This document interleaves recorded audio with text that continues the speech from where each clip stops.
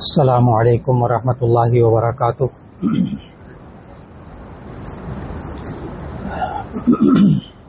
السلام علیکم ورحمۃ اللہ وبرکاتہ۔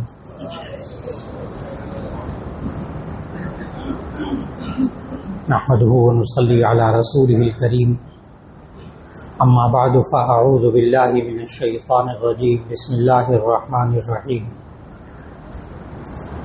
یا ایھا الذین آمنوا کتب علیکم الصیام کما کتب علی الذین من قبلکم لعلکم تتقون ایاما معدودات فمن کان منکم مریضا او علی سفر فعدۃ من ایام اخر وعلی الذین یطیقونہ فدیۃ طعام مسکین فمن تطوع خیرا فهو خیر لہ وان تصوموا خیر لکم ان کنتم تعلمون۔ صدق اللہ العظیم۔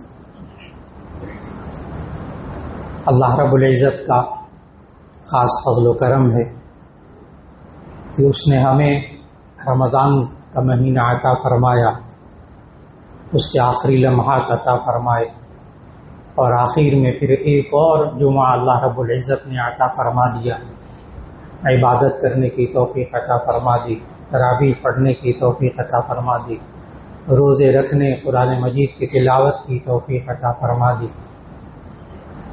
یہ سب اللہ رب العزت کا خاص فضل و کرم ہے، اور اس پر اللہ کا خوب شکر ادا کرنا چاہیے۔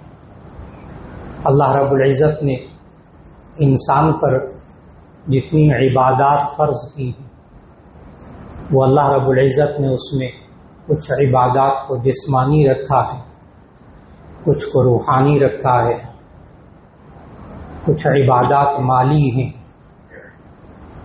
جو انسان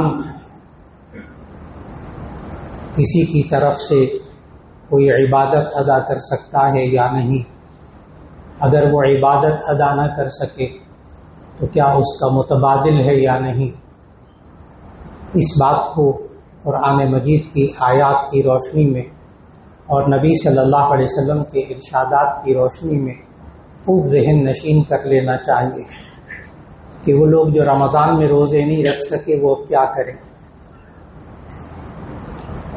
جو لوگ رمضان میں روزے نہیں رکھ سکے ان کو ذہن میں یہ رکھنا چاہیے کہ روزہ رکھنا یہ کس پر فرض ہوتا ہے؟ مسلمان پر، عاقل پر، بالغ پر۔ مسلمان ہو، عاقل ہو، مجنون نہ ہو، بالکل ہوش حواس بیچارے کے نہ ہوں، اس پر بھی روزہ فرض نہیں ہوتا، اور بالغ پر روزہ فرض ہوتا ہے۔ 14-15 سال کا لڑکا لڑکی اس پر روزہ فرض ہو جاتا ہے۔ اس میں تندرستی شرط نہیں ہے، اگر کوئی بیمار ہو، شدید بیمار ہو، تب بھی اس پر روزہ فرض ہے۔ کبھی آیت تلاوت کی، سورۃ البقرہ کی آیت 182 اور 183، اس میں اللہ تعالیٰ نے یہی احکامات سکھائے۔ فمن کان منکم مریضا او علی سفر فعدۃ من ایام اخر، جو تم میں سے بیمار ہو یا سفر میں ہو، سفر کی وجہ سے روزہ نہیں رکھ سکے، بیماری کی وجہ سے روزہ نہیں رکھ سکے، تو وہ اور دنوں میں گنتی کو پورا کر لیا کرے۔ لیکن کیا کسی کو روزہ رکھوایا جا سکتا ہے؟ کوئی اور دوسرے کی طرف سے روزہ رکھ لے؟ یہ بہت سوال آج کل ہو رہا ہے۔ اس کا جواب ذہن میں رکھنا چاہیے کہ اللہ تعالیٰ نے انسان پر جو عبادات فرض کی ہیں وہ دو طرح کی بنیادی طور پر، جسمانی عبادات اور مالی عبادات۔ جو جسمانی عبادات ہیں جیسے نماز اور روزہ، یہ دو عبادتیں جسمانی ہیں، ان کا جسم سے تعلق ہے۔ جسمانی عبادت کسی دوسرے کی طرف سے کرنے کی اجازت نہیں ہے، نہ کوئی بندہ دوسرے کی طرف سے نماز پڑھ سکتا ہے، نہ کوئی دوسرے کی طرف سے روزہ رکھ سکتا ہے۔ جو بدنی عبادات ہیں جسمانی، ان میں کوئی دوسرا عبادت نہیں ادا کر سکتا، خود کرنی ہوگی یا اس کا متبادل ابھی عرض کرتا ہوں انشاءاللہ۔ نمبر 2، جو خالص مالی عبادتیں ہیں ان میں اجازت ہے، کھلی اجازت ہے کہ کوئی دوسرا بلا تکلف دوسرے کی طرف سے وہ عبادت ادا کر دے، جیسے زکوٰۃ ادا کرنا۔ اب بیوی کے پاس زیور ہے، شوہر مالک نہیں ہے اتنے پیسے کا، اب یہ شوہر بیوی کی طرف سے زکوٰۃ ادا کر دیتا ہے، بالکل جائز۔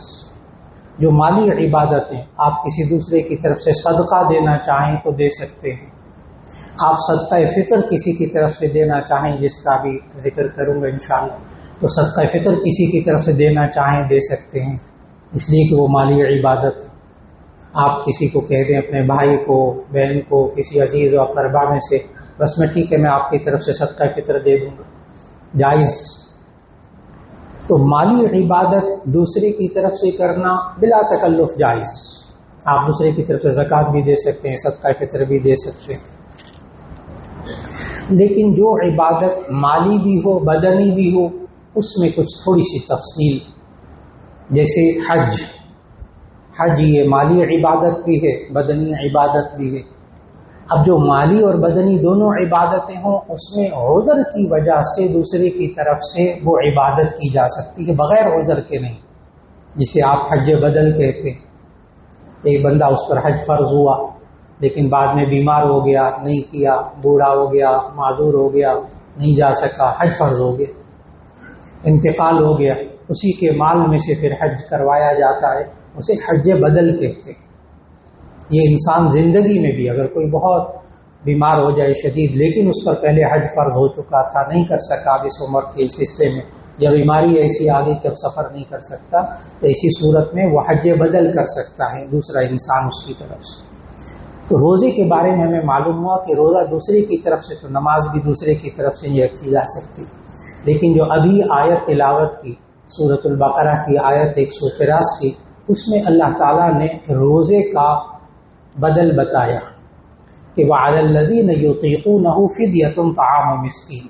ان لوگوں پر جو روزہ رکھنے کی طاقت نہ رکھتے ہوں تو وہ ایک مسکین کو کھانا کھلا دیں. اب اس کی تشریح حدیث میں ہے کہ 2 وقت کھانا کھلا دیں کسی غریب کو، محتاج کو 2 وقت کھانا کھلا دیں. اب اس کو بعض لوگ اس بات پر لیتے ہیں کہ 2 وقت کھانا کھلانا ہے، لہذا رمضان کے اندر بعض حضرات ایسا کرتے ہیں کہ وہ سحری کسی غریب کو کھلا دیتے ہیں اور اس کو کہتے ہیں بھئی آپ کی سحری بھی ہماری طرف سے، افطار بھی ہماری طرف سے، تو وہ 2 وقت کا کھانا ہو جاتا ہے. گویا کہ پورا رمضان آپ اس کو کھانا دیتے رہے تو وہ فدیہ بھی ہو گیا. لیکن اس کو یہ نہیں کہنا چاہیے کہ دوسرے کی طرف سے روزہ رکھ لیا. روزہ تو اس کو خود رکھنا پڑے گا یا فدیہ دینا ہوگا. پھر نبی صلی اللہ علیہ وسلم نے فدیے کا متبادل بھی، اگر کھانا نہیں کھلا سکتا تو 2.25 کلو گندم یا یعنی نصف سا گندم یا اس کے پیسے دے سکتا ہے. آج کل نصف سا گندم یعنی 2.25 کلو لگا لیں، 2 کلو لگا لیں، اس کے تقریباً لاہور کے حساب سے اس کا 300 روپیہ بنتا ہے. یہی صدقہ فطر کی مقدار ہے. یہی صدقہ فطر کی مقدار ہے کہ 300 روپیہ گندم کے حساب سے دیں گے. تو ایسی صورت میں یہ فدیہ ہوگا ایک روزے کا ایک بندے کی طرف سے. صدقہ فطر وہ الگ چیز ہے، وہ بھی عرض کرتا ہوں. لیکن صدقہ فطر یہ کس پر واجب ہوتا ہے، یہ ایک الگ سے بات سمجھنے کی ہے. اور فدیے کے بارے میں ایک بات عرض کرتا چلوں کہ ہمیں احادیث سے معلوم ہوتا ہے کہ جو بندہ ابھی فی الحال بیمار ہے، ابھی اس کا آپریشن ہوا ہے، ڈاکٹر حضرات نے کہا کہ ابھی اس سال تو آپ نہیں رکھ سکتے لیکن آئندہ انشاءاللہ 1-2 سال بعد آپ روزہ رکھ سکیں گے، تو ایسی صورت میں یہ بندہ فدیہ نہیں دے سکتا. جو بندہ آئندہ زندگی میں روزہ رکھنے کی طاقت رکھنے کی اس کو توقع ہو، وہ فدیہ نہ دے، کیونکہ اس کو پھر روزے رکھنے پڑیں گے جب تندرست ہو جائے گا. یہ اس شخص کے لیے جو بہت بوڑھا ہو چکا ہو یا بیماری ایسی ہو، ڈاکٹر نے کہا اب روزہ نہیں رکھ سکتے، تو ایسی صورت میں وہ فدیہ دے دیں. فدیہ کس کو دیا جا سکتا ہے؟ ہر مسکین کو. جس کو زکوٰۃ آپ دے سکتے ہیں اس کو آپ فدیہ بھی دے سکتے ہیں.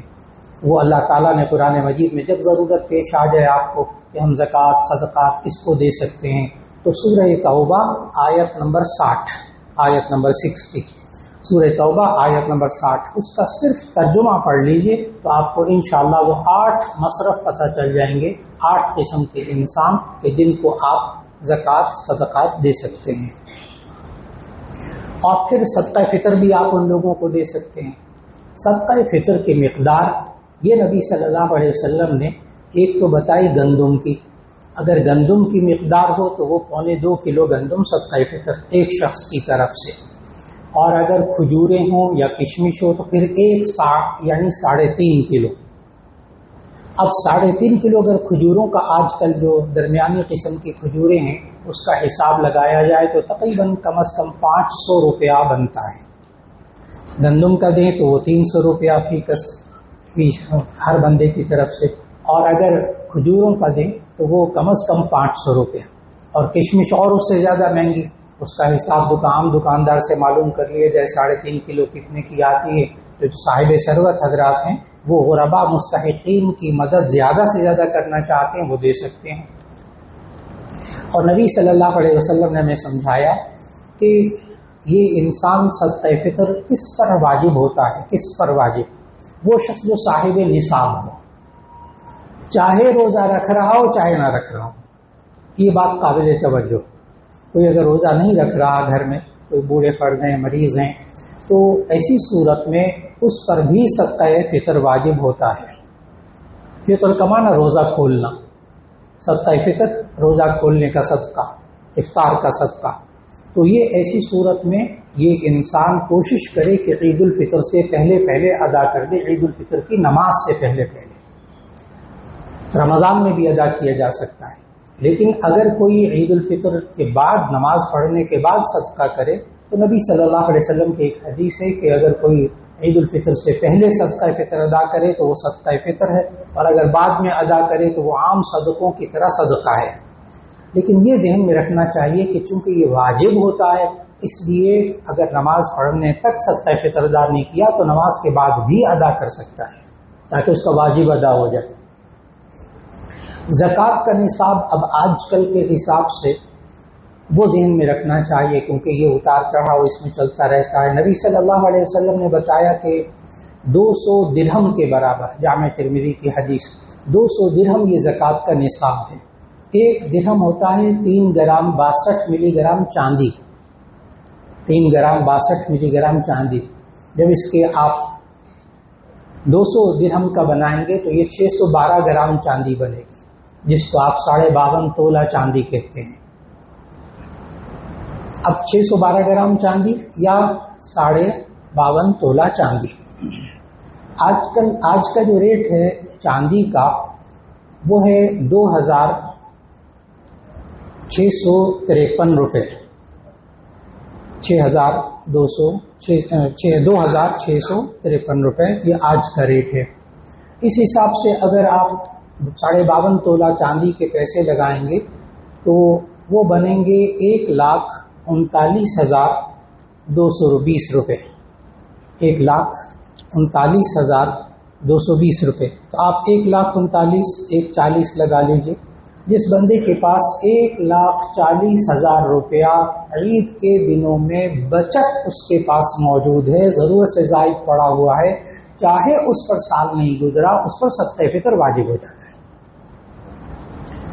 अगर इतना पैसा उसके पास मौजूद नहीं है तो ऐसी सूरत में उस पर सदक़े फ़ितर वाजिब नहीं होता। जब सदक़े फ़ितर वाजिब होता है तो नबी सल्लल्लाहु अलैहि वसल्लम ने सिखाया, सुनन अबी दाऊद की हदीस में है कि ये शख्स अपनी तरफ से सदक़े फ़ितर अदा करे और अपनी नाबालिग औलाद की तरफ से भी सदक़े फ़ितर अदा करे।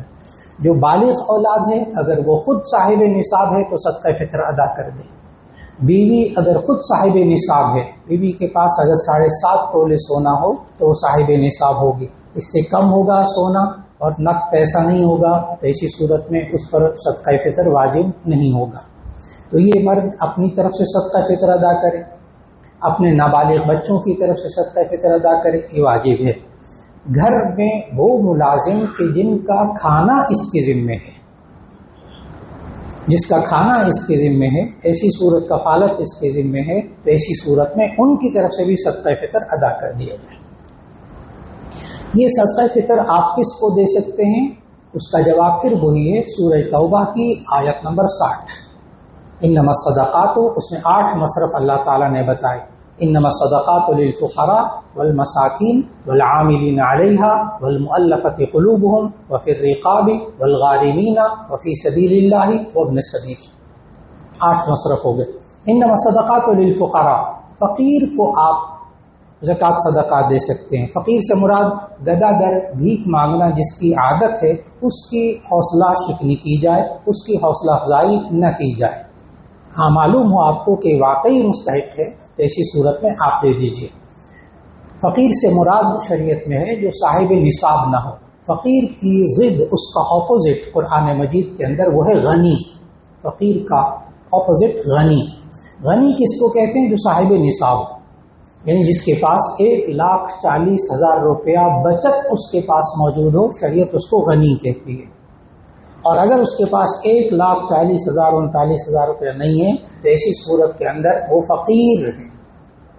اب آج کل 40-45,000 روپے بھی کمانے والا، اس کے چند بچے، گھر کا کرایہ، بجلی وغیرہ کے بل وہ نکال کر اس کے پاس اگر نہیں بچا ہوا 1,40,000 روپیہ تو وہ فقیر کہلائے گا اس آیت کے تحت، اور اس کو آپ زکوٰۃ صدقات دے سکیں گے۔ مسکین کی تعریف نمبر 2، مسکین لیس لہ قوت یومہ، اس کے پاس کھانے کو کچھ نہیں ہے، اس کو بھی آپ دے سکتے ہیں۔ والعاملین علیہا نمبر 3، زکوٰۃ کا کام کرنے والے پر، زکوٰۃ جمع کرنے والے، زکوٰۃ کا کام کا حساب رکھنے والے، زکوٰۃ کے محکمے کے لوگ، ان کو بھی آپ زکوٰۃ کے پیسے میں سے دے سکتے ہیں۔ نمبر 4، والمؤلفۃ قلوبہم، لوگوں کے دلوں کو اسلام پر جوڑنے کے لیے زکوٰۃ دینا تاکہ وہ غربت کی وجہ سے کہیں اپنا دین نہ بدل لیں۔ خاص طور پر ہمارے معاشرے کے اندر بعض علاقے ایسے ہیں کہ جن کے اندر اتنے غریب لوگ مسلمان ہیں کہ بسا اوقات بعض دوسری مشنریز جو ہیں وہ ان کو بے دین کرتی ہیں پیسے کا لالچ دے کر۔ وہاں انسان کو زکوٰۃ کا پیسہ خرچ کرنا چاہیے۔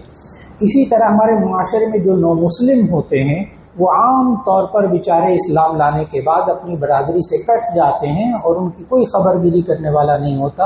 ایسی صورت میں نو مسلم کو بھی ترجیح دیجیے اگر وہ مؤلفۃ القلوب، لوگوں کے دلوں کو اسلام پر جوڑنے کے لیے۔ انما الصدقات للفقراء والمساکین والعاملین علیہا والمؤلفۃ قلوبہم۔ نمبر 5، وفی الرقاب، غلاموں کو آزاد کرنے کے لیے۔ اب وہ غلام نہیں ہوتے، غلاموں کو آزاد کرنے کے لیے بھی آپ زکوٰۃ کا پیسہ دے سکتے ہیں۔ 5 ہو گئے۔ نمبر 6، والغارمین، والغارمین قرض دار، جو شخص مقروض ہے، اس پر قرضہ ہے اور اس پر 1,45,000 40,000 روپے اس کے پاس نقد موجود نہیں ہے اور اس کے اوپر قرضہ ہے، آپ اس کو زکوٰۃ کا پیسہ دیں تاکہ وہ قرضہ ادا کر دے، تو ایسی صورت میں یہ بھی زکوٰۃ کا مصرف ہے۔ 6 مصرف ہو گئے۔ وفی سبیل اللہ نمبر 7، اللہ کے راستے میں جو کام کر رہے ہوں، مصروف ہیں دین کا کام کرنے پر اور وہ کمانے کے لیے ان کے پاس وقت نہیں، ان کے پاس اتنی ضرورت نہیں پوری ہوتی، آپ ان کو زکوٰۃ کا پیسہ دے سکتے ہیں۔ نمبر 8، وابن السبیل، مسافر، اگر کوئی اپنے علاقے میں تو مالدار ہے لیکن حالت سفر میں وہ ہے اور محتاج ہو گیا کسی وجہ سے، آپ اس کو مسافر ہونے کی وجہ سے آپ اس کو زکوٰۃ دے سکتے ہیں۔ یہ 8 مصرف اللہ تعالیٰ نے بتائے، ان کو آپ زکوٰۃ اور صدقہ فطر دے سکتے ہیں۔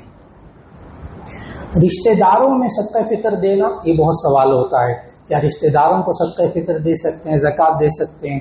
اس کا جواب یہ ہے کہ نبی کریم صلی اللہ علیہ وسلم نے ارشاد فرمایا، بہت مستند حدیث، کہ یہ انسان اگر صدقہ اور زکوٰۃ کسی عام مستحق کو دے تو اس کو 1 ثواب ملتا ہے، اور اگر رشتہ دار کو دے تو اس کو 2 ثواب ملتے ہیں۔ ایک طرف اس صدقہ زکوٰۃ ادا کرنے کا ثواب اور ایک صلہ رحمی کا ثواب، یہ 2 ثواب اس کو ملتے ہیں۔ اس لیے رشتہ داروں کو ترجیح دیجیے، اگر وہ ان 8 مصارف میں سے کسی مصرف کے مطابق ہوں تو آپ ان کو رشتہ دار کو دیجیے، اس پر آپ کو دوہرا ثواب ملے گا۔ کن رشتہ داروں کو زکوٰۃ دے سکتے ہیں؟ اس کے لیے ایک اصول ذہن میں رکھ لیجیے، بہت آسان سا۔ اپنی نسل سے اوپر، اپنی نسل سے نیچے زکوٰۃ صدقات نہیں دے سکتے۔ اپنی نسل سے اوپر ماں، باپ، دادا، دادی، نانا، نانی۔ اپنی نسل سے نیچے بیٹا، بیٹی، پوتا، پوتی، نواسا، نواسی۔ اپنی نسل سے اوپر کو آپ زکوٰۃ صدقات نہیں دے سکتے، اپنی نسل سے نیچے زکوٰۃ صدقات نہیں دے سکتے، میاں بیوی ایک دوسرے کو زکوٰۃ صدقات نہ دیں۔ اس کے علاوہ حقیقی بھائی، حقیقی بہنیں اگر مستحق ہوں ان کو دیجیے صدقہ فطر۔ اور یہ ذہن میں رکھ لیجیے گا کہ صدقہ فطر دیتے وقت دوسرے کی عزت نفس کا بہت خیال رکھیے، بہت خیال رکھیے۔ اس لیے شریعت کے مطابق دوسرے کو یہ بتانا ضروری نہیں ہے کہ میں آپ کو صدقہ فطر دے رہا ہوں، آپ کو زکوٰۃ دے رہا ہوں، یہ بتانا ضروری نہیں۔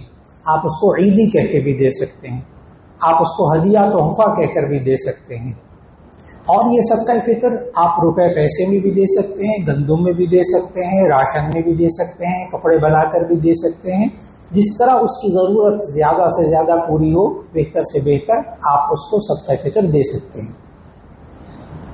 لیکن رشتہ داروں کو دے سکتے ہیں، حقیقی بھائی کے بیٹے، بھتیجے، بھتیجیاں، بھانجے، بھانجیاں، سب کو آپ زکوٰۃ اور صدقہ فطر دے سکتے ہیں۔ یہاں تک تو یہ بات ہوئی کہ صدقہ فطر کن لوگ، ان لوگوں کو ہی آپ فدیہ بھی دے سکتے ہیں۔ وعلی الذین یطیقونہ فدیۃ طعام مسکین، ان لوگوں کو آپ فدیہ بھی دے سکتے ہیں۔ سارے روزوں کا فدیہ ایک بندے کو دینا چاہیں آپ دے سکتے ہیں، کئی لوگوں کا فدیہ ایک بندے کو دینا چاہیے دے سکتے ہیں، لیکن کوشش کی جائے جو احادیث سے بات معلوم ہوتی ہے کہ اتنا ہر ایک ہی شخص کو اتنا دیا جا رہا ہے کہ وہ بیچارہ 1,40,000 روپے کا مالک ہو گیا، تو اب ایسی صورت میں اب اس کو صدقہ فطر نہیں دیا جا سکے گا۔ یہ ایک احتیاط کر لی ہے، اگر اس کے پاس اتنا جمع ہو گیا تو ایسی صورت میں اب اس کے لیے صدقہ فطر لینا جائز نہیں ہوگا، اس لیے متفرق لوگوں کو دے دیا جائے تاکہ ضرورت پوری ہو جائے۔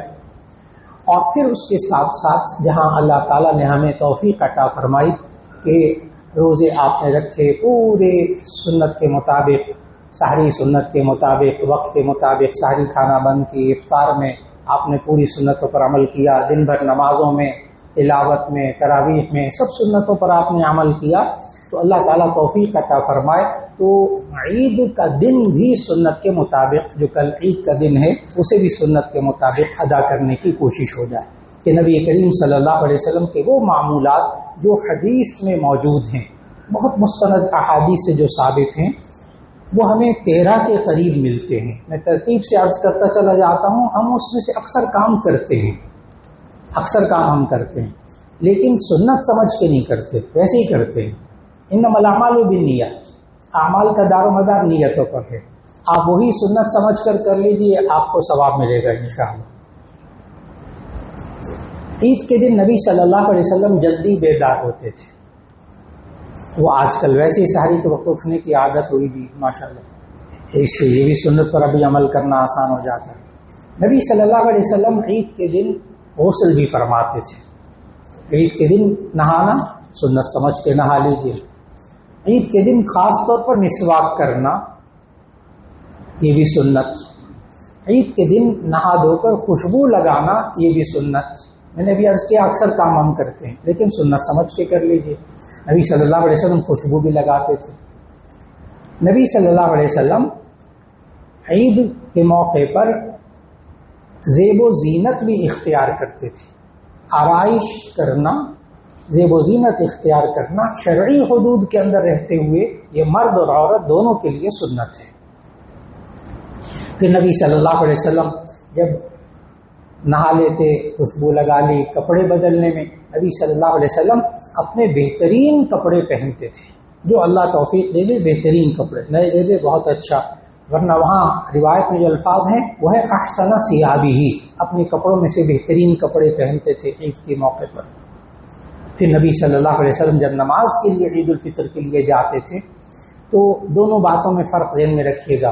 عید الاضحیٰ کے موقع پر، بڑی عید کے موقع پر نبی صلی اللہ علیہ وسلم گھر سے جاتے ہوئے کچھ نہیں کھاتے تھے، نماز پڑھ کے قربانی کا گوشت کھاتے تھے، لیکن عید الفطر کے موقع پر نبی صلی اللہ علیہ وسلم گھر سے میٹھا کھا کر چلتے تھے۔ وہ میٹھی کوئی بھی چیز ہو سکتی ہے، کھجور بھی ہو سکتی ہے، ہمارے یہاں رواج سوئیوں کا ہے لیکن وہ سنت تو نہیں، لیکن جو بھی کوئی چیز کھانے کو میٹھی ملے۔ ہمارے ہاں نوجوان بچے اور جب عید کی نماز کے لیے جاتے ہیں تو عام طور پر وہ بس آخر میں تیار ہونا اور تیزی میں تیار ہونا، یہ والی سنت چھوٹ جاتی ہے، میٹھا کھانے کی سنت۔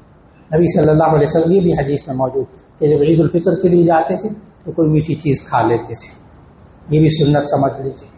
پھر نبی صلی اللہ علیہ وسلم جب عید کے لیے جاتے تھے تو عید کی نماز عام طور پر نبی صلی اللہ علیہ وسلم وہ عیدگاہ میں کھلے میدان میں پڑھتے تھے۔ اللہ تعالیٰ جزائے خیر دے ماڈل ٹاؤن سوسائٹی کے ذمہ داران کو کہ انہوں نے ہم سب ماڈل ٹاؤن والوں کو نے اس سنت پر خوب عمل کروایا۔ کہ مسجدوں میں عید کی نماز نہیں ہوگی، اکٹھے سینٹرل پارک میں عید کی نماز ہوگی۔ اس کا وقت بھی ذہن میں رکھ لیجئے گا کہ عید الفطر کی نماز انشاءاللہ سینٹرل پارک میں 7:30 بجے ٹھیک نماز کھڑی ہو جائے گی۔ الحمدللہ خوب وقت کی پابندی ہوتی ہے ہر عید پر، تو 7:30 بجے عید کی نماز کھڑی ہو جائے گی، اور جو خطیب صاحب کا بیان ہے وہ شروع ہوگا انشاءاللہ 7 بجے، ٹھیک 7 بجے۔ اور خوب انتظامات ماشاءاللہ ابھی سے کر لیے گئے ہیں، اس دن بھی باقی انتظامات، بہت شاندار انتظامات ہوتے ہیں۔ آپ حضرات اگر تھوڑا سا پہلے آ جائیے، 7 بجے سے چند منٹ پہلے، ایک تو یہ کہ آرام سے صفوں میں جگہ مل جاتی ہے، صفیں آرام سے بن جاتی ہیں، پھر وہ جو حفاظتی تدابیر واک تھرو گیٹ وغیرہ لگے ہوتے ہیں ان سے گزرنا ہوتا ہے، اس میں رش نہیں ہوتا۔ تو 7 بجنے سے چند منٹ پہلے اگر آپ حضرات تشریف لے آئیں گے تو انشاءاللہ العزیز اس میں بڑی سہولت رہے گی، تاکہ بہت زیادہ ہجوم نہ ہونے پائے۔ اور خوب کھلی جگہ ماشاءاللہ تیاری کی ہوئی ہے ماڈل ٹاؤن کے ذمہ داران، اللہ تعالیٰ ان سب کو جزائے خیر دے۔ تو نبی صلی اللہ علیہ وسلم کھلے میدان میں عید کی نماز پڑھتے تھے، یہ ایک اور سنت تھی۔ حالانکہ مسجد نبوی موجود تھی، اس لیے سنت پر بھی عمل ہوتا ہے الحمدللہ۔ پھر نبی صلی اللہ علیہ وسلم جو عید الفطر کی نماز ہے وہ تاخیر سے پڑھتے تھے، اور عید الاضحیٰ کی نماز جلدی پڑھتے تھے، یہ بھی ایک سنت ہے۔ عید الاضحیٰ کی نماز جلدی قربانی کرنی ہوتی تھی، عید الفطر کی نماز ذرا تاخیر سے پڑھتے تھے۔ تو یہاں الحمدللہ جو 7:30 بجے کا وقت رکھا گیا، یہ بھی سنت کے مطابق کہ سورج نکلنے کے تقریباً 1.5-2 گھنٹے کے بعد۔ تو 7:30 بجے نماز یہاں انشاءاللہ عید الفطر کی سینٹرل پارک میں اس سنت پر بھی عمل ہو جاتا ہے کہ ذرا تاخیر سے پڑھنا، کھلے میدان میں پڑھنا۔ جب عید کی نماز پڑھنے کے لیے جائیں تو ایسی صورت کے اندر نبی صلی اللہ علیہ وسلم آہستہ آواز میں تکبیرات پڑھتے ہوئے جاتے تھے۔ عید الفطر میں آہستہ آواز سے، اور عید الاضحیٰ میں ذرا اونچی آواز سے، اللہ اکبر اللہ اکبر لا الہ الا اللہ واللہ اکبر اللہ اکبر وللہ الحمد۔ بھرپور کوشش کی جائے کہ گھر میں بچوں کو بھی جو نہیں یہاں موجود ان کو بھی سکھا کر خوب اچھی طرح سنت پر عمل کرتے ہوئے جائیں۔ حدیث میں ایک بات اور موجود کہ نبی صلی اللہ علیہ وسلم جب عید الفطر کی نماز کے لیے جاتے تھے تو پیدل جاتے تھے، تو کوشش کیجئے جتنا پیدل چل سکے۔ اور پھر جس راستے سے، یہ بھی ایک سنت حدیث میں مستند حدیث، کہ جب جاتے تھے نبی صلی اللہ علیہ وسلم تو ایک راستے سے، اور جب واپس آتے تھے تو راستہ بدل کر تھوڑا سا تشریف لے آتے تھے۔ اس سنت پر بھی عمل ہو جائے۔ یہ وہ سنتیں جو حدیث سے ثابت، ان پر بھرپور کوشش کی جائے عمل کرنے کی۔ پھر آپ جب انشاءاللہ عید کی نماز کے لیے پہنچیں گے تو وہاں آپ کو خطیب صاحب پورا عید کی نماز کا طریقہ بتا دیں گے، لیکن ابھی سے گھر میں آج ہی تھوڑا سا ہم عید کے طریقے کو، عید کی نماز کے طریقے کو ذہن میں رکھ لیں کہ عید کی نماز بالکل اس طرح ہوتی ہے جیسے آپ آج ابھی جمعے کی 2 رکعتیں پڑھیں گے، بالکل اسی طرح، صرف نیت کا فرق ہو گیا، ایک تو نیت کا فرق ہے اور ایک زائد تکبیروں کا فرق ہے، بس اسی طرح خطیب صاحب 2 رکعت پڑھائیں گے۔ فرق کیا ہے کہ پہلی رکعت میں بس یہ 2 چیزیں ذہن میں رکھیے گا، بچوں کو بھی بتائیے، نوجوانوں کو بھی بتائیے تو ذہن نشین رہے گی بالکل بات، کہ پہلی رکعت میں اللہ اکبر کہہ کر ہاتھ باندھیے، سبحانک اللہم پڑھا، پھر 3 دفعہ کانوں تک، کندھوں تک ہاتھ اٹھا کے اللہ اکبر کہہ کر ہاتھ چھوڑ دینا ہے 3 دفعہ، پھر اس کے بعد ہاتھ باندھ لیے، اور پھر اس کے بعد امام صاحب سورہ فاتحہ پڑھیں گے، سورت پڑھیں گے، پھر اسی طرح 1 رکعت مکمل ہو جائے گی۔